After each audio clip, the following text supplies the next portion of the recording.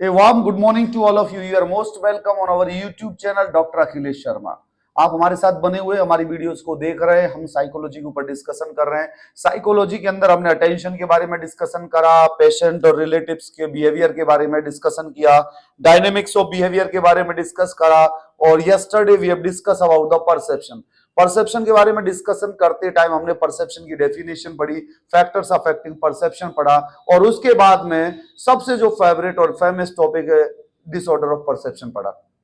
Most of the exams के अंदर disorder of perception पूछा जाता है। आज जो हम एक नए टॉपिक के साथ, नई फीलिंग्स के साथ एक बड़े इंपॉर्टेंट टॉपिक के ऊपर डिस्कशन करेंगे, वो टॉपिक है हमारा इंटेलिजेंस।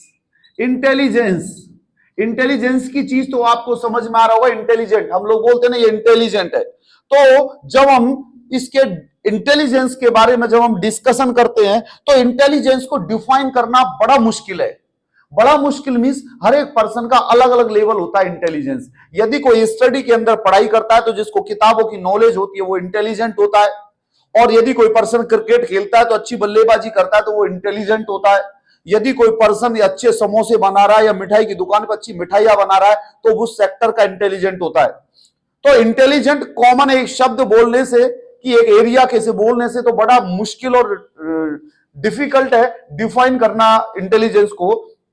लेकिन number of psychologist is agreed on one definition. हमारे नंबर ऑफ साइकोलॉजिस्ट जो है वो एक डेफिनेशन के लिए एग्री हुए थे। वो एक डेफिनेशन जो है वो क्या, involve all round mental efficiency. इस वर्ड के ऊपर involve all round mental efficiency. बेटा जो हमारे साइकोलॉजिस्ट हैं वो सारे साइकोलॉजिस्ट हमारे इस वर्ड के, इस डेफिनेशन के ऊपर वो लोग तैयार हुए। क्या, involve all round mental efficiency. दोस्तों आज हम एक बच्चे की मेंटल एफिशिएंसी बढ़ाने की कोशिश कर रहे हैं ना। मेंटल एफिशिएंसी किसमें, मेंटल एफिशिएंसी। देखो बेटा मेंटल एबिलिटी एक अलग शब्द है। मेंटल एबिलिटी का मतलब है काउंटिंग करना, मल्टीप्लिकेशन करना, आपकी एबिलिटी कितनी। एफिशिएंसी, एफिशिएंसी मींस आपको यदि कोई प्रॉब्लम आ गई तो आप कैसे सॉल्व करोगे उसको। आपकी कोई चीज आ गई तो उसको कैसे सॉल्व करेंगे। जैसे हमारे नर्सिंग की जब एग्जाम लगती है डीएसएसबी, तो उसके अंदर एग्जाम के अंदर पूछा जाता है math, science, reasoning, GK, English, Hindi को क्यों रखा गया है। इनके पीछे भी तो हम, अरे यार भाई नर्सिंग आप नहीं करिए, नर्सिंग के बारे में आपको पता होना चाहिए और नौकरी दे दो इनको, लेकिन उनको पता होना चाहिए रीजनिंग। रीजनिंग मींस वो क्या इंटरप्रिटेशन की पावर है कि नहीं है उनके अंदर। मैथमेटिकल छोटी मोटी कैलकुलेशन कर सकते हैं कि नहीं कर सकते। हिंदी के बारे में प्रॉपर नॉलेज है कि नहीं है। इंग्लिश लैंग्वेज को समझ सकते हैं कि नहीं समझ सकते। जीके हमारे देश के बारे में उनको अवेयरनेस है कि नहीं है। और रीजनिंग से क्या होता है, इनके अंदर एबिलिटीज है क्या, एफिशिएंसी है क्या। तो maths, reasoning, GK, English, Hindi, ये क्या है, ये मेंटल एफिशिएंसी को टेस्ट करने के लिए एक फार्मूला बनाया गया है कि हम 100 क्वेश्चन मेंटल एफिशिएंसी के पूछेंगे और 100 क्वेश्चन हम लोग नर्सिंग के पूछेंगे। तो इससे क्या है, मेंटल एफिशिएंसी फाइंड आउट होती है। इंटेलिजेंट किसको बोलते हैं बेटा, इनबॉर्न। इनबॉर्न मींस बेटा कई लोग पैदाइश इंटेलिजेंट होते हैं। पैदाइश इंटेलिजेंट मींस जो माइंड से शार्प इंटेलिजेंट इंटेलेक्चुअल होते हैं, जो माइंड से पैदा होते हैं। जैसे एक बच्चा है ना कौटिल्य नाम का, सब कुछ बता देता है, कौन कहां है क्या है वो बता देता है। वो क्या, inborn all round mental efficiency. बचपन से पैदा होकर हमारे माइंड की जो एफिशिएंसी बनती है उसको इंटेलिजेंसी बोलते हैं बेटा। And also mental energy capable of being transferred from one activity to another. और इसके अंदर ये भी लिख सकते हो, and also mental energy capable of being transferred from one activity to another. हमारी मेंटल एफिशिएंसी वन एक्टिविटी से अनदर एक्टिविटी पर ट्रांसफर हो सकती है, उसको क्या बोलते हैं बेटा, इंटेलिजेंस। अकॉर्डिंग टू वुडवर्थ ने एक डेफिनेशन दी थी, intelligence consist of the application of the intellectual capacities. देखो बेटा वुडवर्थ ने क्या बोला, वुडवर्थ एक साइंटिस्ट है, WOODWORTH, वुडवर्थ। इस वुडवर्थ ने क्या बोला बेटा, intelligence consist of the application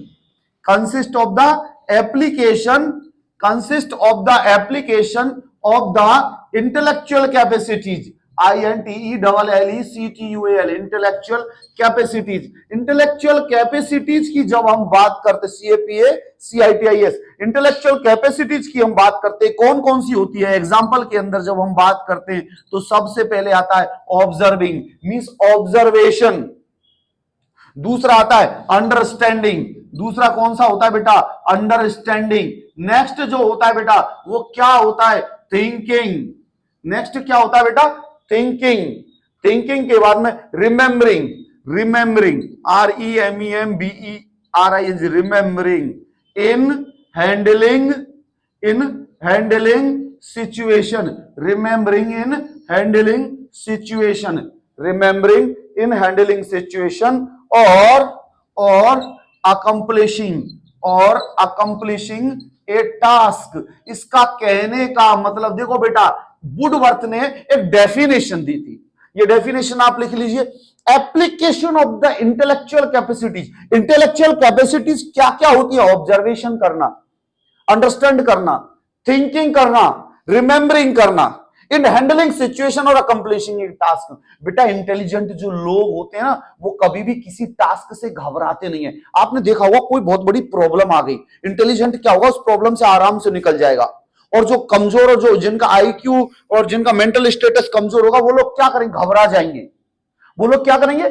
घबरा जाएंगे। तो हमेशा क्या होता है बेटा, वुडवर्थ ने जो बोला, application of the intellectual capacities, observation, understanding, thinking, remembering in handling situation और अकम्प्लिशिंग ए टास्क। एक टास्क को पूरा करने के लिए इंटेलिजेंसी का होना जरूर है। अब बेटा कई बार क्वेश्चन बनते, इंटेलेक्चुअल कैपेसिटीज कौन कौन सी होती है, इंटेलेक्चुअल फंक्शन कौन कौन से होते हैं? तो intellectual function observation, understand, thinking और रिमेंबरिंग, ये इंटेलेक्चुअल होते हैं। जो लोग इंटेलेक्चुअली ब्रिलियंट होते हैं उनके अंदर क्या होता है? थिंकिंग, थॉट प्रोसेस बड़ा होता है। ये तो देखा हुआ आपने, इंटेलेक्चुअल आध्यात्मिक लोग, थॉट प्रोसेस बड़ा हुआ, रिमेंबरिंग याददाश्त बड़ी होगी, और मेमोराइजिंग, अंडरस्टैंडिंग, ऑब्जर्वेशन, ये सारी पावर इंटेलेक्चुअल बनने के लिए सारी चीजें चाहिए। तो बेटा वुडवर्थ की डेफिनेशन समझ में आई। और एक जो दूसरी डेफिनेशन मैं आपको दिखाऊंगा, एक लिखा देता हूं, जो मुझे शुरुआत से याद थी, बड़ी इजी डेफिनेशन है। आपको कोई एक डेफिनेशन याद कर लेनी है, 2 कर लोगे तो बहुत अच्छा हो जाएगा, 3 कर लोगे तो और भी अच्छे। Professor Kumaria, professor PROF, professor Kumaria, KUMAR भाई, Kumaria and his intelligence book. इनकी जो प्रोफेसर कुमारिया की जो इंटेलिजेंस की जो बुक थी, उस बुक के अंदर इन्होंने इंटेलिजेंसी को डिफाइन किया गया है। Intelligence is the right perception of the situation to achieve a purpose. Intelligence, देखो बेटा ये वर्ड, ये डेफिनेशन याद करना है। Intelligence is the right perception, intelligent is the right perception to achieve intelligence is the right perception to achieve a purpose और goal. बेटा purpose और गोल। अब आपको मैं एक बात बता रहा हूं, अब देखो मेरे बच्चे, मैं बहुत बड़ी बात बोल रहा हूं। जो स्टूडेंट जिसको अपना गोल पता नहीं है वो इंटेलिजेंट नहीं है। देखो प्रोफेसर कुमारिया ने, अब तुम्हें याद करने का तरीका बेटा, ये डेफिनेशन यूं ही याद हो जाएगी यार। इंटेलिजेंस इज द, ये तो कहीं भी डेफिनेशन लिखोगे लिखो, right perception to achieve a purpose. Intelligence professor Kumaria के हिसाब से क्या है? राइट परसेप्शन किसके लिए? To achieve a purpose. बेटा मैं आपको एक बात बता रहा हूं, एक स्टूडेंट जो पढ़ाई के लिए मेहनत करता है, जिसका पढ़ना पर्पज या पढ़ना गोल है, यदि आपकी एग्जाम आ गई है तो आपको पढ़ना स्टार्ट कर देना चाहिए, ये इंटेलिजेंसी है। यदि आप उस दौरान पढ़ाई नहीं कर रहे तो ये आपकी फुलिशनेस है। तो इंटेलिजेंट लोग क्या करते हैं? पर्पज और गोल को अचीव करने के लिए राइट परसेप्शन करते हैं ना, right perception to achieve a purpose और गोल। ये चीज समझ में आई आपको? ये चीज क्लियर हुई आपके माइंड में? ये डेफिनेशन क्लियर हुई? Professor Kumaria and in his book intelligence, various definitions and discussions about the nature of intelligence bring out the following features of intelligence. अब हम फीचर्स ऑफ इंटेलिजेंस पे बात करते हैं कि हमारे इंटेलिजेंस के फीचर्स। तो बेटा देखो मेरी बात सुनो, जब इंटेलिजेंस के फीचर्स मींस इसके गुण, तो भैया इंटेलिजेंस क्या है? एक तो इननेट होती है। इंटेलिजेंस क्या है? इननेट मींस ये पैदाइशी एक्टिविटी होती है, mental ability with growth with influence with the environment. Innate features means ये हमारी इंटेलिजेंस इन्नेट पैदाइशी होती है और इन्वायरमेंट के साथ ग्रोथ करती है। Innate and growth with environment. इसका कहने का मतलब ये कि ये इंटेलिजेंसी हमारी इन्नेट होती है और इन्वायरमेंट के साथ ग्रोथ करती है। ये चीज समझ में आई बेटा? इन्वायरमेंट इन्फ्लुएंस करता है हमारी इंटेलिजेंसी को, ये चीज समझ में आई आपको? दूसरा, it shows the capacity to adopt new और चेंजेस सिचुएशन। जो लोग इंटेलिजेंट होते हैं वो क्या करते हैं? एडॉप्ट ए न्यू सिचुएशन और चेंज। जो लोग इंटेलिजेंट होते वो क्या करते बेटा? न्यू सिचुएशन को अडॉप्ट कर लेते बहुत जल्दी और चेंज कर लेते क्विकली एंड करेक्टली। चेंज कर लेते बहुत जल्दी और करेक्टली। ये चीज समझ में आई बेटा? और जो थर्ड आया, it consist in the ability to carry on the higher mental process. It consist the ability, बेटा इसका मतलब है it consist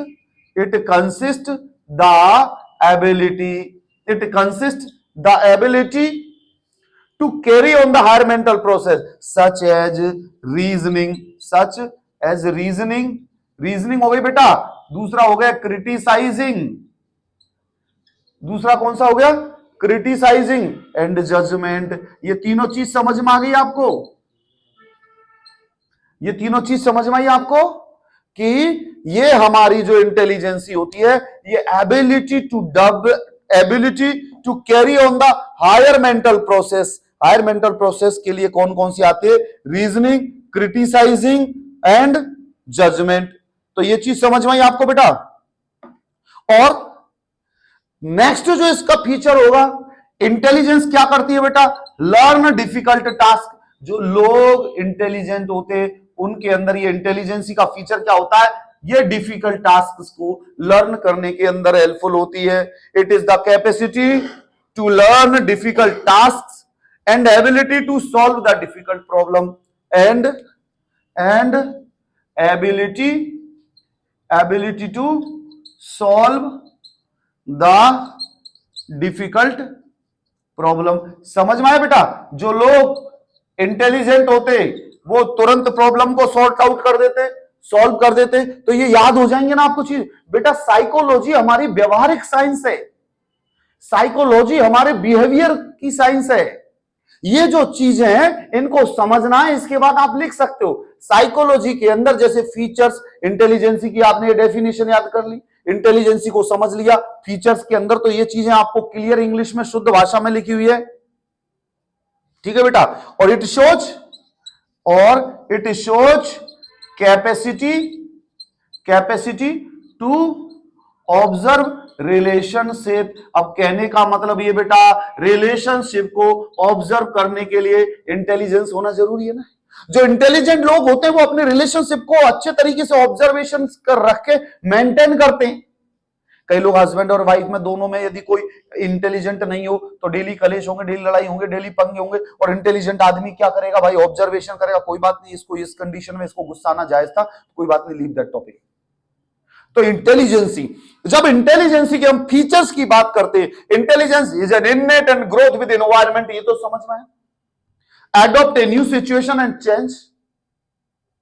it consist the ability such as reasoning, criticising and judgement.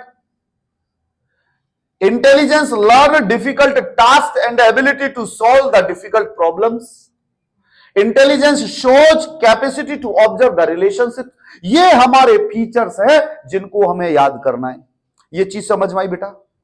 ये चीज समझ में आई आपको? हमारे अभी तक हमने इंटेलिजेंसी के बारे में इसकी डेफिनेशन पढ़ी, डेफिनेशन के बाद हमने क्या पढ़ा बेटा? इसके फीचर्स। अब हम क्या पढ़ते मेरे भाई? अब हम पढ़ते इंटेलिजेंसी के जो फीचर्स हमने पढ़ लिए। अब हम डिस्कशन करेंगे इंटेलिजेंसी के फैक्टर्स कौन कौन से अफेक्ट होते हैं। तो भैया फैक्टर्स अफेक्टिंग इंटेलिजेंस, कौन कौन से फैक्टर्स अफेक्ट होते हैं इंटेलिजेंस के अंदर? तो सबसे पहले फैक्टर्स जो आएगा वो आएगा हेरिडिटी। जो दूसरा फैक्टर्स होगा वो होगा फिजिकल हेल्थ एंड फिटनेस। ये दूसरी हो गई बेटा। और जो तीसरा जो होगा हमारा वो क्या होगा? इन्वायरमेंट। तो बेटा आपको जो मैं बताने वाला हूं वो ये बताने वाला हूं कि ये 3 फैक्टर्स हमारे इंटेलिजेंसी को अफेक्ट करते हैं। जैसे हेरिडिटी, इंडिविजुअल हमारे अलग अलग तरीके के लोग होते हैं, अलग अलग तरीके के लोगों के अंदर अलग अलग पर्सनालिटी होती है, अलग अलग क्वालिटी ऑफ इंटेलिजेंस होता है, इनके अंदर ये डिफरेंस होता है। ये डिफरेंस हमारे हेरिडिटी से भी अफेक्ट होता है। हेरिडिटी मींस ये सही बात नहीं है कि साइंटिस्ट का बेटा साइंटिस्ट हो, ऐसा नहीं है पॉसिबल, लेकिन कुछ एक कैरेक्टरिस्टिक्स ऐसे होते हैं जो मदर एंड फादर से बच्चे के अंदर ट्रांसफर होते हैं। तो मींस यदि मदर और फादर इंटेलिजेंट है तो कुछ एक परसेंटेज बच्चे के अंदर भी चांसेस होंगे कि बच्चा भी इंटेलिजेंट होगा। तो the limits of an individual intellectual development are determined by the genes which has received from his father and mother। Means heredity के अंदर कहने का मतलब ये है कि साइंटिस्ट का बेटा साइंटिस्ट नहीं होता, बट कुछ जीन्स तो ऐसे हैं जो वो मदर और फादर से लेके आएगा, ये कि इंटेलिजेंसी को डिसाइड करते हैं। दूसरा गया physical health and physics. Some people possessing abnormalities in their brain and in the CNS have been found to be with a low intelligence। आपको पता है बेटा, यदि किसी को ब्रेन के अंदर प्रॉब्लम है या किसी को मेंटल प्रॉब्लम है तो उसका IQ इंटेलिजेंस लेवल कम होगा।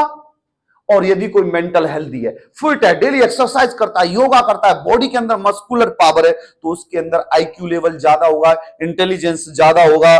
जैसे कई लोगों के अंदर एंडोक्राइन के लिए सर्टेन हार्मोनल, कुछ लोगों के अंदर हार्मोनल डेफिशिएंसी पाई जाती है, जिसके कारण उनके इंटेलेक्चुअल डेवलपमेंट का रिटार्डेशन हो जाता है। मींस हमारे बॉडी का कहने का मतलब बेटा, हमारी बॉडी यदि नॉर्मल हेल्दी है, हमारी एंडोक्राइन ग्लैंड्स, हमारे फिजिकल सिस्टम्स, हमारा डाइजेस्टिव, हमारा every system is functioning normally, तो हमारा इंटेलिजेंसी लेवल भी ज्यादा होगा। अब यदि किसी के अंदर कोई एनोमलीज है, कोई प्रॉब्लम है या कोई हार्मोनल डेफिशिएंसी है, तो इस कंडीशन में क्या होगा? इस कंडीशन में उसकी हार्मोनल बैलेंस बिगड़ेगा। हार्मोनल बैलेंस और इनके बिगड़ने से क्या होगा? उसका एनीमिया हो सकता है, एनीमिया होगा या हार्मोनल लेवल डिस्टर्बेंस होगा, तो जिससे क्या होगा बेटा? इंटेलिजेंस लेवल लो हो जाएगा। तो आपको समझ में आया बेटा, physical health and mental health and fitness ये जरूरी है इंटेलिजेंसी के लिए। जब भी तो हम बच्चे से पहले बोलते खा पी मस्त रहे, जब भी तो पढ़ पाएगा।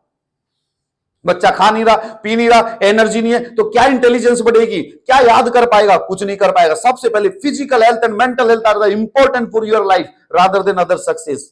मैं आपको हमेशा बोलता हूं, मेंटल हेल्दी होना, फिजिकल हेल्दी होना, ये दुनिया का सबसे बड़ा पहला कदम जरूरी है। इसके बाद आप सोचो दुनिया के अंदर क्या पाना है। ये नहीं कि आपको IAS IPS बनाना जरूरी है बच्चों को। मैंने बहुत सारे IAS IPS को ऐसे सक्सेस होने के बाद भी दुनिया सुसाइड कर लेती है। क्यों? मेंटल इलनेस के कारण। ये वीडियो बनाएंगे हम, बताना इसको। IAS IPS दुनिया के अंदर सबसे बड़े कंपटीशंस के लोग, सबसे बड़ी फाइट करने के बाद, सब कुछ पा लेने के बाद भी लोग सुसाइड कर लेते हैं। क्यों सुसाइड कर रहे हैं? क्योंकि वो mental efficient, pressure, mental abilities को डेवलप नहीं कर पाते। हमें हमारे बच्चों को प्रेशर कुकर नहीं बनाना है कि हमें ये दो, ये दो, ये दो, ये दो, ये दो, ये बनो, ये बनो। हमें उन्हें प्रेशर कुकर नहीं बनाना कि सीटी मारते रहे। हमें उन काबिल बनाना है। काबिल कब बनाएंगे हम? जब हम उनके फिजिकल हेल्थ और फिटनेस पे ध्यान देंगे। फिजिकल हेल्थी होना बहुत जरूरी है। ये वीडियो बनाएंगे, मुझे याद दिला। इन्वायरमेंट का हेल्दी होना बहुत जरूरी है। इन्वायरमेंट कैसे? हम हमारे बच्चों को अच्छी जगह और अच्छा इन्वायरमेंट और अच्छे स्कूल प्रोवाइड करने की क्यों सोचते हैं? बेटा इन्वायरमेंट को 2 पार्ट में डिवाइड किया गया है। एक तो इंट्रो यूट्राइन या इन यूट्राइन इन्वायरमेंट इंक्लूड्स दैट, और एक होता है एक्सटर्नल इन्वायरमेंट। एक बच्चे के लिए मां के पेट में भी हेल्दी होना बहुत जरूरी है, और बाहर आके उसके स्कूल के अंदर। अब भाई यदि वो किसी ऐसे स्कूल में पढ़ रहा है, मैं नाम नहीं लूंगा किसी का भी स्कूल का भी, कि भाई ये सरकारी, ये प्राइवेट, ये कैसा भी, यदि कोई जेब कतरे वाले स्कूल में पढ़ रहा है जहां पे सारे बच्चे बदमाश है और जहां पर सारे बच्चे गलत काम सीख रहे हैं, तो वो बच्चे का इंटेलिजेंसी लेवल कैसे बढ़ पाएगा? आज हम बच्चों को अच्छे स्कूलों की तरफ क्यों मॉडिफाई कर रहे हैं? मैं स्कूलों के लिए कह रहा हूं, सरकारी स्कूल सबसे बढ़िया होते हैं, सरकारी स्कूल सबसे ज्यादा प्रोडक्टिविटी देते हैं। और मैंने जितने भी लोग सक्सेस देखे दुनिया के अंदर, वो सबसे ज्यादा सरकारी स्कूलों के बच्चे सक्सेस देखे, क्योंकि उनके ऊपर मेंटल लोड नहीं होता है, वो काबिल बनाए जाते हैं, वो मुसीबतों के संग पड़ते हैं। लेकिन मैं जो आपको समझाने चाह रहा हूं कि हम उसको जैसा एनवायरमेंट देंगे ना बच्चे को, वो बच्चा वैसा ही इंटेलिजेंसी लेवल ग्रो करेगा। Physical conditions of the living, social economic. अब बच्चे के पास नहीं है पेन, 2 रुपए का पेन नहीं है, तो उसका बेचारे का टेंशन तो वहां लगा रहेगा ना, पेन कैसे आए, पेन कैसे आए, पेन कैसे आए, वो पढ़ कैसे पाएगा? तो एक फिजिकल हेल्दी होना, मेंटल हेल्दी होना और एनवायरमेंटल का उसका सपोर्टिव होना। एक बच्चे को बढ़िया एनवायरमेंट मिले, 2 टाइम का खाना मिल जाए, पढ़ाई के लिए एनवायरमेंट मिले, तो वो बच्चा अच्छा आउटपुट देगा। तो बेटा इंटेलिजेंसी को कौन अफेक्ट करता है? आज यदि आप पूछो इंटेलिजेंट, अब मैंने पढ़ रहा, मैंने पोस्ट ग्रेजुएशन तक तो भाई लैपटॉप नहीं देखा था, कंप्यूटर ऑन करना नहीं आता, देखा ही नहीं था, लिमिटेशंस, लिमिट्स ऑफ रिसोर्सेस थे मेरे पास। तो मैंने कंप्यूटर भी, लैपटॉप भी मेरी पोस्ट ग्रेजुएशन में जाके देखा कि भाई होता है ये लैपटॉप, कंप्यूटर को यहां से ऑन करते हैं, वो भी पोस्ट ग्रेजुएशन में सीखा। आजकल बच्चा पहले उसमें सीख रहा, पैदा होते ही कंप्यूटर की माउस के साथ ही पैदा हो रहा है। तो ये क्या है? ये रिसोर्सेज है ना।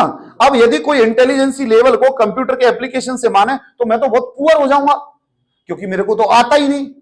लेकिन ये धीरे धीरे ये सारी रिसोर्सेज और एनवायरमेंट एक बच्चे के लिए हेल्दी होना बहुत जरूरी है, क्योंकि एनवायरमेंट हेल्दी होगा तो बच्चा ग्रो करेगा और इंटेलिजेंसी लेवल बढ़ेगा। आप ऐसा एनवायरमेंट रखो बच्चे का घर में कि कैलकुलेशन चल रही है, टीवी के अंदर चल रहा है तो कोई चार्ट दिखा रहा है, कोई कुछ कर रहा है, कोई सारी चीजें बता रहा है, तो बच्चा अपने आप ही सक्सेस हो जाएगा।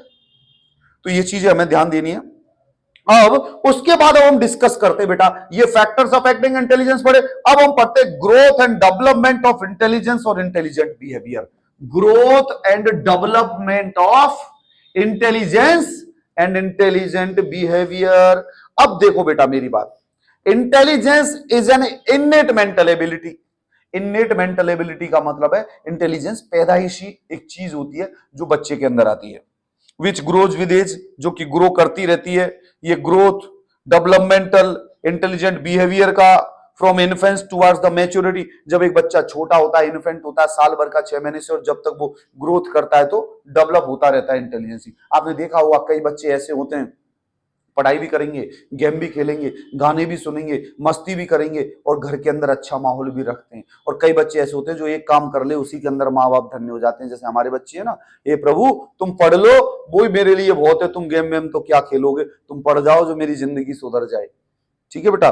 The infant becomes aware of stimuli and reacts to them in a simple manner. हमारा जैसे बच्चा, बेटा देखो अलग अलग चीजों का growth and development of intelligence कैसे होता है। जब बच्चा छोटा होता है तो इंटेलिजेंसी मींस जब वो पैदा होता है, पैदा होते ही जब वो माँ की गोद में आता है, माँ की गोद में उसको ब्रेस्ट के कहीं भी लगा देते तो वो बच्चा मुंह फाड़ के उस निप्पल तक पहुंच जाता है, अपने आप ही आंखें बंद करके कहां वो फील कर लेगा, जहां पे पहुंचेगा निप्पल से सक करना स्टार्ट कर देगा। ये इंटेलिजेंस का। जब बच्चा बड़ा होता है तो हंगर, एलिमिनेशन और अदर्स के लिए, फिजियोलॉजिकल नीड्स के लिए वो समझ में आने लगती है, उसको भूख लगती है तो रोने लगता है।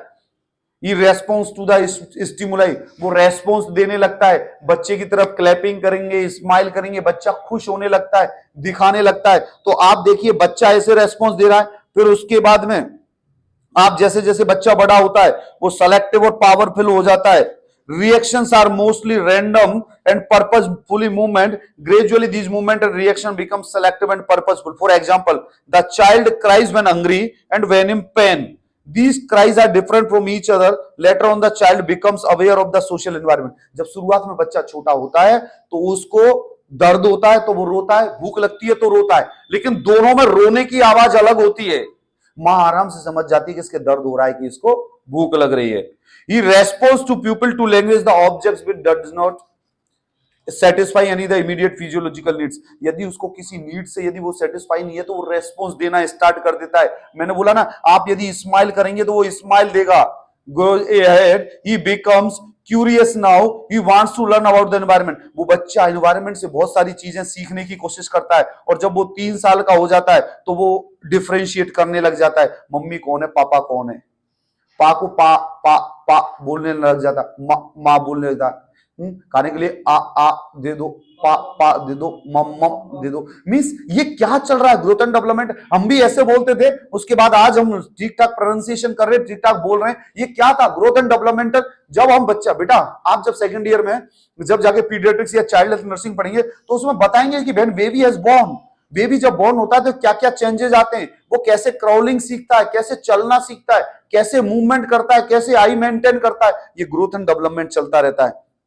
जब 3 से 6 साल का बच्चा हो जाता है तो वो टॉकेटिव हो जाता है, लैंग्वेज बोलने लग जाता है, एक्सट्रीमली क्यूरियस हो जाता है। और जब 6 साल का बच्चा हो जाता है तो वो खुद के लिए सोचने लग जाता है, ओ ये मेरी चीज है, मैं इसे दूंगा नहीं, बड़ी बहन खा जाएगी, ये मेरी साइकिल है, ये मेरा पेन है।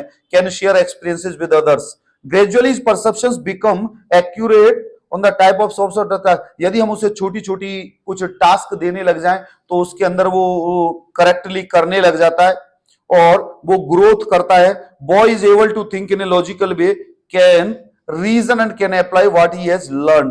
अब बच्चा अपने आप के रीजन बताने लग जाता है, लॉजिक बताने लग जाता है, अपने आप को एक्सप्लेन करने लग जाता है और थॉट्स एंड डिजायर को बताने लग जाता है धीरे धीरे। Sympathetically with other feeling and thoughts he can criticising himself, वो अपने आप को क्रिटिसाइज भी करने लग जाता है और अपने अचीवमेंट्स को पाने की तमन्ना रखने लग जाता है। बेटा सुन लो मेरी बात, इंटेलिजेंस का level, growth and development of intelligence, इसको पढ़ने की आपको इसमें किताब में भी पढ़ेंगे तो यही लिखोगे आप। जैसा आपको पता है कि एक बच्चा होता है तो मदर को रेस्पॉन्स देता है, उसके बाद वर्ड बोलने लग जाता है, चलने लग जाता है, फिरने लग जाता है, रेस्पॉन्स देने लग जाता है, सोचने लग जाता है, अलग अलग क्राइज करने लग जाएगा भूख में और उसमें अलग क्राई करने लगेगा, फिर वो स्टिमुलस को रेस्पॉन्स करने लग जाता है। हम क्लैपिंग करेंगे, बच्चा स्माइल करेगा, हम मुंह बनाएंगे, स्माइल करेगा, इस तरह की। जब बच्चा 3 से 6 साल का होता है तो वो वर्ड बोलने लग जाता है। जब 6 से 7 साल का बच्चा हो जाता है तो वो डिफरेंशिएट करने लग जाता है और 7 साल के ऊपर का जब बच्चा हो जाता है तो वो थॉट प्रोसेस उसका स्टार्ट हो जाता है और वो अपने आप को अचीवमेंट और कुछ सोचने लग जाता है।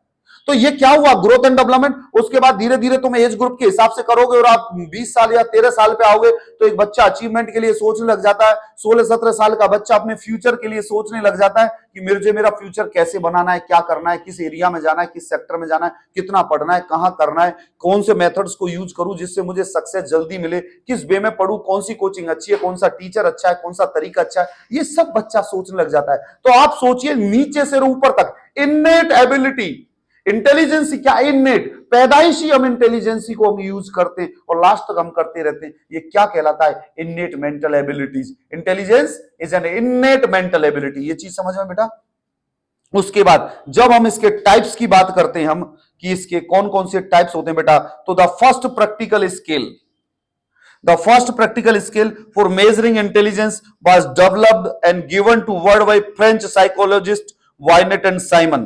हमारे बाइनेट और साइमन ने, मैं आपको टेस्ट बताऊंगा बेटा इंटेलिजेंसी को चेक करवाने के लिए।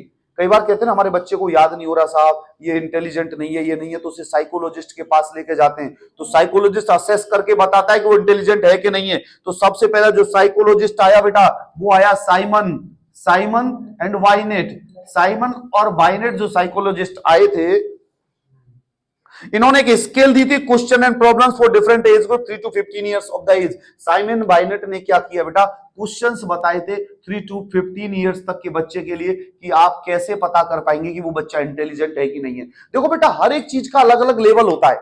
मैं आपको बताऊं, आप 3 साल के, जैसे अब हमसे कोई पूछे 5 साल का बच्चा यदि रीडिंग कर रहा है तो वो इंटेलिजेंट है, और यदि वो शब्दों को नहीं समझ रखा तो इंटेलिजेंट नहीं है। ऐसे ही साइमन बाइनेट ने बताया यदि 1 से 100 तक की काउंटिंग कोई कर देता है तो वो इंटेलिजेंट होता है, यदि क्लास सेकंड में पढ़ने वाला बच्चा, और यदि 100 से बैक काउंट फर्स्ट तक कर देता है 3rd क्लास में पढ़ने वाला बच्चा, तो वो इंटेलिजेंस माना गया। अब बच्चा आ गया 5th क्लास में और वो 1 to 20 काउंटिंग नहीं बोल पा रहा तो वो इंटेलिजेंट नहीं है ना। तो साइमन बाइनेट ने, इन्होंने अपने अपने तरीका दिए थे कैलकुलेशन करने के लिए कि आप कैसे कैसे चेक कर सकते हैं। तो test of the intelligence can be classified into the following 4 types. जो टेस्ट इंटेलिजेंस को टेस्ट करने के लिए जो दिए थे उनको इन्होंने 4 तरीके में बांटा था। पहला तो जो बांटा था बेटा वो है individual test of the verbal type, individual test of the verbal type. अब देखो बेटा ये शब्द खुद बोल रहा है कि भैया इंडिविजुअल मींस ये अकेले का टेस्ट करना है, वर्बली करना है। इसके अंदर क्या होता है, लैंग्वेज को यूज किया जाता है और इंडिविजुअल की टेस्टिंग की जाती है। Language means verbal type. मैंने बोला आप ये सेंटेंस, ये मैंने 2 सेंटेंस बोले, राम घर जाता है, घर से सब्जी लेके आया और वो बाजार चला गया। अब याद करो इसे, अब मुझे बताओ मैंने क्या बोला, ये क्या हुआ, एक इंटेलिजेंसी वर्बल टेस्ट। दूसरा आता है group test of the verbal type, group test of the verbal type means कई बार क्या होता है ग्रुप को इन्वॉल्व किया जाता है, इंडिविजुअल नहीं पूरे ग्रुप को। ये हुआ group test of the verbal type. Third आया performance test for individual, performance, PRFORMANCE, performance test of individual. बेटा ये क्या होता है परफॉर्मेंस टेस्ट, मैं बताऊं आपको। मैंने इस पे एक बार डायग्राम बनाए, उस डायग्राम के अंदर मैंने ऐसे बनाए कि उसके अंदर मैंने हाथी भी लगा रखे थे। अब मैं कहूंगा इस डायग्राम में ढूंढो कितने एलिफेंट है, इस डायग्राम में ढूंढो कौन क्या है। मैं आपको लिखता हूं इधर राजा, उधर लिखता हूं रानी। अब कहता हूं एक स्टोरी बनाओ। ये क्या हुआ, परफॉर्मेंस टेस्ट ऑफ इंडिविजुअल, एक आदमी से। अब यदि मैं किसी ग्रुप को पूछूं तो वो क्या कहलाएगा, परफॉर्मेंस टेस्ट फॉर ग्रुप। तो दोस्तों हमारे जो टेस्ट होते हैं इंटेलिजेंसी के लिए वो कितने तरीके के होते हैं, 4 तरीके के होते हैं। एक तो individual test of the verbal type, group test of the verbal type, performance test of the individual and performance test for the group. ये आ गया बेटा, ये 4 तरीके के टेस्ट इंटेलिजेंसी को असेस करने के लिए किए जाते हैं।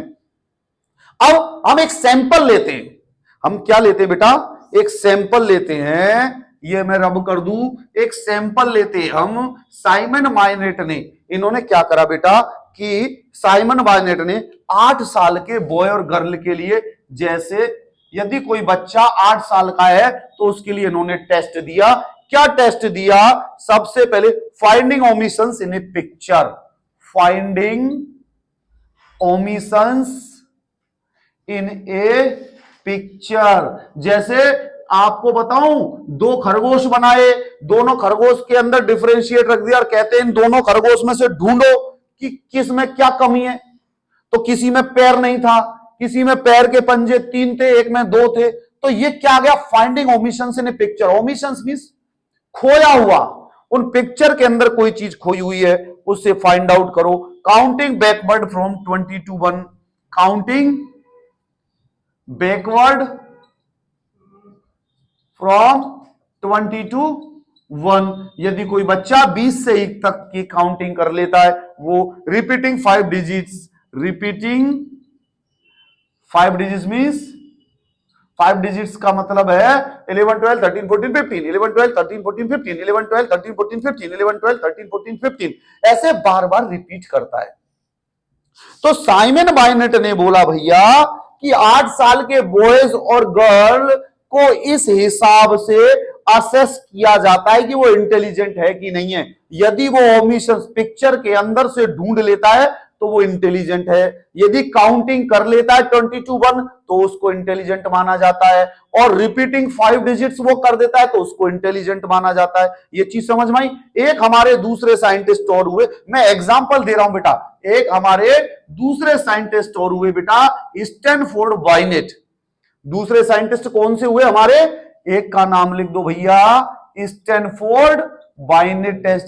जब किसी पर्सन को, आप किसी बच्चे को मेंटल हॉस्पिटल में लेके जाते हैं तो वो साइकोलॉजिस्ट भी तो ऐसे देखता है कि बच्चा इंटेलिजेंट है कि नहीं है। यदि वो सारी चीजें कर रहा है तो फिर तो इंटेलिजेंट बच्चा है। तो सबसे पहले क्या वो होता है बेटा, इसके अंदर स्टैनफोर्ड बाइनेट ने 8 साल तक के बच्चों के लिए 8 वर्ड फॉर प्रोनाउंसिएशन। सबसे पहला बोला बेटा 8 वर्ड्स फॉर प्रोनाउंसिएशन। इसका कहने का मतलब ये है कि वो 8 वर्ड्स का प्रोनाउंसिएशन करेगा। 1 2 3 4 5 6 7 8, 1 2 3 4 5 7 6 8। ठीक है बेटा, 8 word for pronunciation. To reproduce stories, यदि वो रिप्रोड्यूस कर सकता है स्टोरीज तो ये टास्क दिए जाते हैं बेटा इंटेलिजेंस को चेक करने के लिए। Similarities and differentiation between objects, similarities and differentiation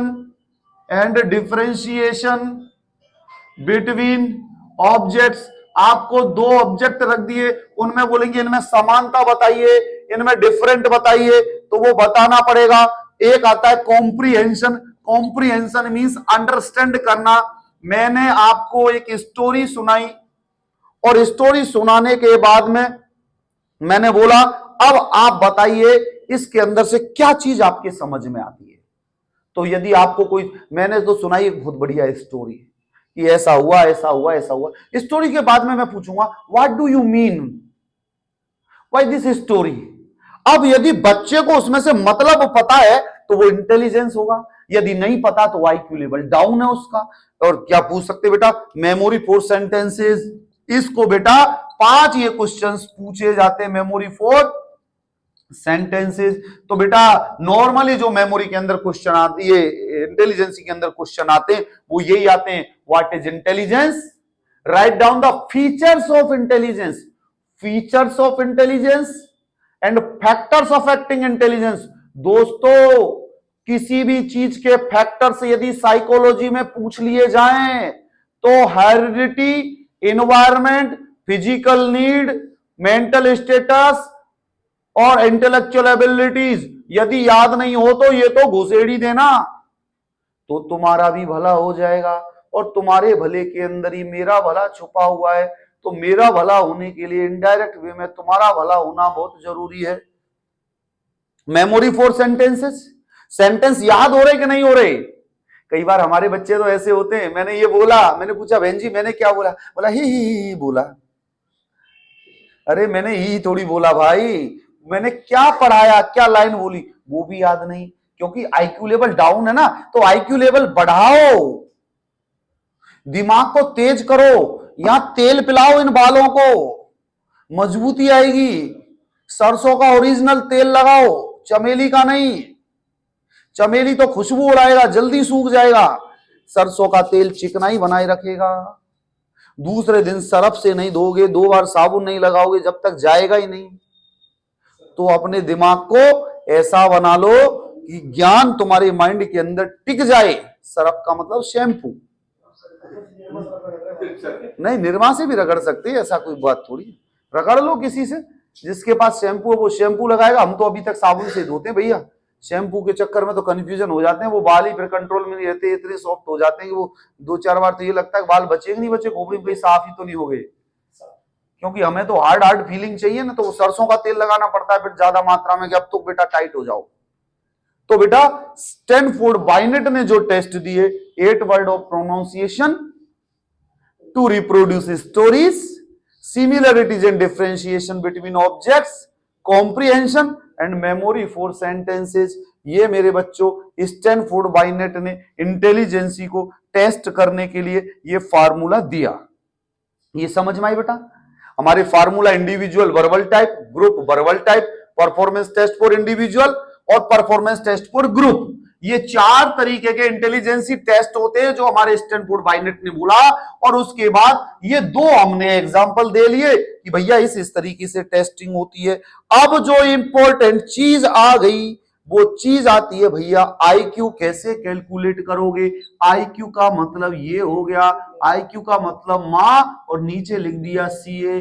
IQ मतलब माँ की, ये रखा। आईक्यू मतलब हो गया इंटेलिजेंट, इंटेलिजेंस क्यूएसेंट, QUOTIENT।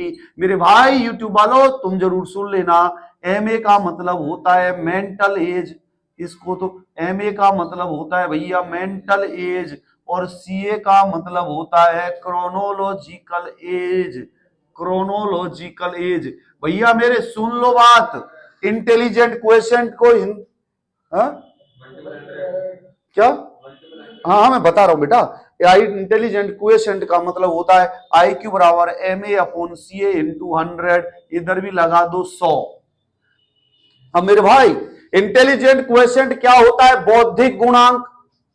अरे ये तो पागल है, इसका IQ पुअर है। तो IQ कैसे कैलकुलेट करते हैं? तो मेंटल एज बेटा, क्रोनोलॉजिकल एज तो क्या होती है? जो रियल एज है। जैसे मेरी उम्र 20 साल की है, 40 मत बोलो यार, यूट्यूब वाले सुन लेंगे। जैसे मेरी उम्र 20 साल की है, 21 साल की है, 22 साल की है। ओरिजिनलिटी तो इसने बुलवा दी, पर तुम तो ये मान के चलो रियल एज हमारी बेटा, जो रियल एज आपकी होगी उसको क्या बोला जाता है? Real as. जैसे एग्जांपल में किसी की रियल एज 26 साल है, तो chronological age means real age, mental age means उसके माइंड के फंक्शंस किस के अकॉर्डिंग होते हैं। अब शादी कर दी लड़के की और वो वाइफ से कह रहा है चलो कंचे खेलेंगे, तो उसकी उम्र कितनी हुई? 6 साल की, 7 साल की, 8 साल की, 10 साल की। वो कह रहा है नहीं मम्मी मैं भी बाजार चलूंगा, मुझे भी खाना खिलाओ। वो जिद कर रहा है, तो means intelligency level is poor. जैसे बेटा कान में मत बोलो, क्लियरली मुझे बोल दो, मैं भी हंस लूं। जैसे कोई मिल गया, एक मूवी आई थी, कोई मिल गया मूवी में ऋतिक रोशन की नॉर्मल एज आप 35 साल मान लो, इतना था, लेकिन उसका मेंटल स्टेटस बच्चों की तरह था। अब उसकी मेंटल स्टेटस मान लो भैया 15 साल मान लो उसकी, कि 15 साल के उसके मेंटल, बेटा मेंटल एज मींस उसके माइंड, उसका मेंटल स्टेटस कितनी एज ग्रुप के अकॉर्डिंग फंक्शन कर रहा है, वो कहलाती है मेंटल एज। समझ में आई? गुणा 100 कर दो तो बिना भैया कैलकुलेशन करो ना, इसको 25 कर दो, ये इजी हो जाएगी कैलकुलेशन। तो जब हम इसको गुणा करेंगे तो 1500 डिवाइड बाई 25 करेंगे, 25 सिक्के 150 और 0 60 आ गया भाई। ठीक है, अब इसमें आईक्यू कितना आया मेरे भाई? आईक्यू बराबर 60 आ गया।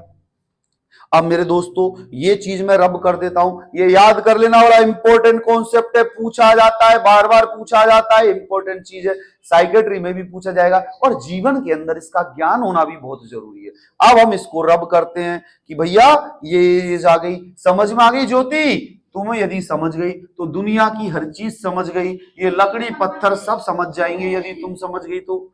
मैं तो ये कहता हूं यदि ज्योति समझ गई तो मेरी क्लास का गैस सिलेंडर भी समझ जाएगा, ये जो सिलेंडर ऑक्सीजन वाला रखा हुआ है इसको भी समझ में आ जाएगी यदि ज्योति समझ गई तो। अब ज्योति इस वीडियो को तुम घर पे जाके सुना देना तो तुम्हारा उद्घाटन हो जाएगा।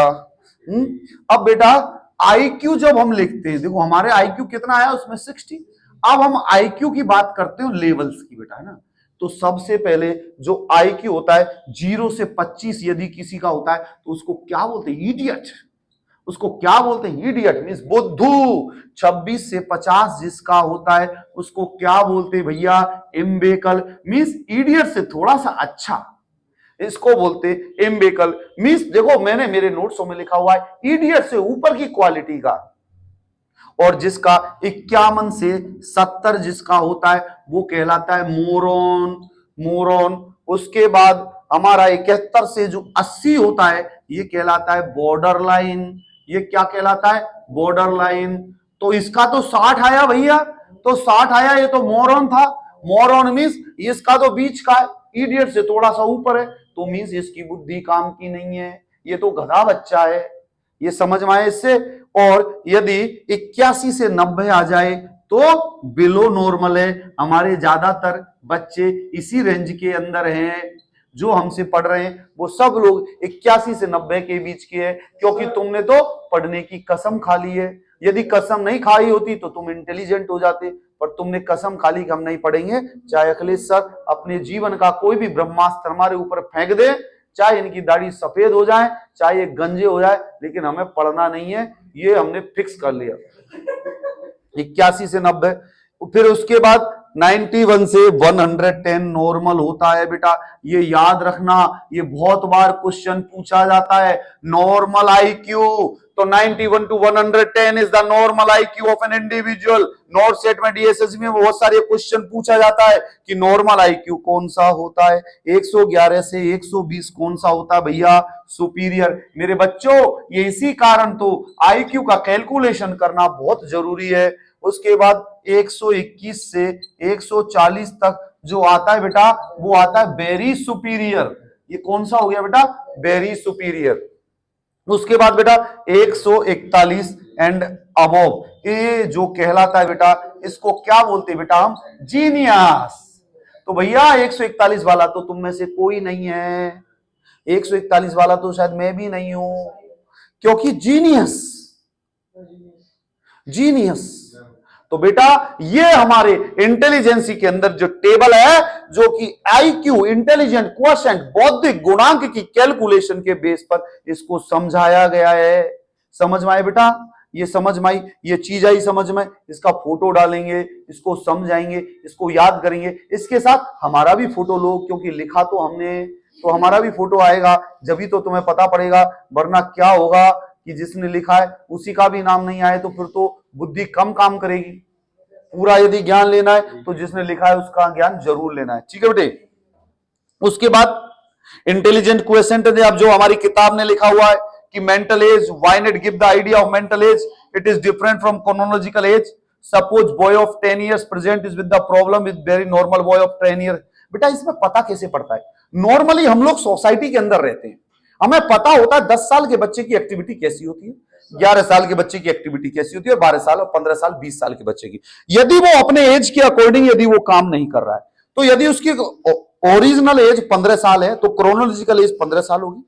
मेंटल एज जिस एज के अकॉर्डिंग उसके फंक्शन है, 8 साल, 10 साल, 11 साल, 12 साल, वो हो गई उसकी मेंटल एज। तो mental as upon chronological age into 100 करके हम आईक्यू की कैलकुलेशन करते हैं। आईक्यू को हम इंटेलिजेंट क्वोशिएंट बोलते हैं, हिंदी के अंदर इसे बौद्धिक गुणांक बोलते हैं। The mental age indicates the level of mental maturities but does not tells about the relative brightness और dullness of the individual. This information is provided by IQ. IQ क्या करती है? इंटेलिजेंसी का लेवल बताती है, लेकिन ये क्या करती है? ये मेंटल मैच्योरिटी को नहीं बताती। Mental as is the level of mental, the mental age indicates the level of mental maturity. ये मेंटल मैच्योरिटी का बता देती है कि मेंटल मैच्योरिटी है, ये बता देती है, बट ये क्या नहीं बताती? रिलेटिव ब्राइटनेस और डलनेस। उसके अंदर डलनेस का क्या कारण है, ब्राइटनेस कैसे हो सकती है, ये नहीं बताती। तो आईक्यू का ये जो फॉर्मूला है, आईक्यू बराबर MA/CA, according to this a person having an IQ of 100 is described as normal. Normal जो आईक्यू है वो कितना बेटा? 91 to 110, और more intelligent than normal will have more than 100 and a less intelligent will have less than 100। On the basis of IQ Terman classified level of intelligence as follows. हमारे जो Turner नाम के जो साइंटिस्ट है, उसने हमारे IQ के base पर ये जो बनाया है, ये जो उसका क्राइटेरिया है, ये आपको याद रखना है। तो दोस्तों आज हमने पढ़ा टॉपिक इंटेलिजेंस। इस इंटेलिजेंस के अंदर हमने क्या पढ़ा? इंटेलिजेंस की डेफिनेशन। इंटेलिजेंस की डेफिनेशन जैसे innate psychological activity to achieve a purpose. ये क्या है? एक इननेट एक्टिविटी है किसी पर्पज को अचीव करने के लिए। जैसे दूसरी हमारी प्रोफेसर कुमारिया ने बोला था, intelligence is the right perception of the situation to achieve a purpose. ये एक राइट परसेप्शन होता है। जो इंटेलिजेंट लोग होते हैं उनका राइट परसेप्शन चलता है बेटा, वो अपने समय को खराब नहीं करते, उनका परसेप्शन, उनका तरीका राइट होता है, जब भी तो वो सक्सेस होते हैं। तरीका राइट का कहने का मतलब ये, पढ़ने के टाइम पे आपका पढ़ने का टाइम है, आप नाचने जाओगे तो ये राइट परसेप्शन थोड़ी हुआ। तो राइट परसेप्शन यदि आपका है तो आप इंटेलिजेंट है। फिर हमने वेरियस फीचर्स इंटेलिजेंसी के पढ़े, फिर हमने इंटेलिजेंसी के जो फैक्टर्स अफेक्ट करते हैं जैसे heredity, physical health and physique, environment, इनके बारे में पढ़ा। उसके बाद हमने ग्रोथ एंड डेवलपमेंट के बारे में पढ़ा कि इंटेलिजेंस कैसे बढ़ती है। फिर हमने टाइप्स ऑफ इंटेलिजेंस टेस्टिंग पढ़े, जिसके अंदर individual test of verbal type, group test of verbal type, performance test of individual type और group test of individual type पढ़ा। उसके बाद में सैंपल पढ़े हमने साइमन बाइनेट का, स्टैनफोर्ड बाइनेट का। दोस्तों ये इसमें क्या थोड़ी सी चीजें आपको याद करनी पड़ेंगी, लेकिन मोस्ट ऑफ द चीज यदि आप साइलेंटली सुनेंगे तो आपको बड़ी मोहब्बत से ये याद हो जाएगी। उसके बाद हमने आईक्यू का फार्मूला पढ़ा। आईक्यू के फार्मूला के अंदर MA/CA into 100 पढ़ा। MA means mental age, CA means chronological age, and then afterwards we find out on the calculation, on the basis of calculation we find out this calculation. This is the result of IQ, and this shows that what is the level of mental efficiency, like 0 to 25. If IQ is coming, that person is idiot, and if IQ is coming 91 to 110, then person will be normal. And if IQ is coming more than 141, then person will be genius. So this is the classification and this is the cycle of the understanding the IQ. So please all of you understand this thing, and now this topic is going to finish and we are thankful to all of you. आप लोग हमारी videos देखें, subscribe करें, share करें, हमें motivate करें।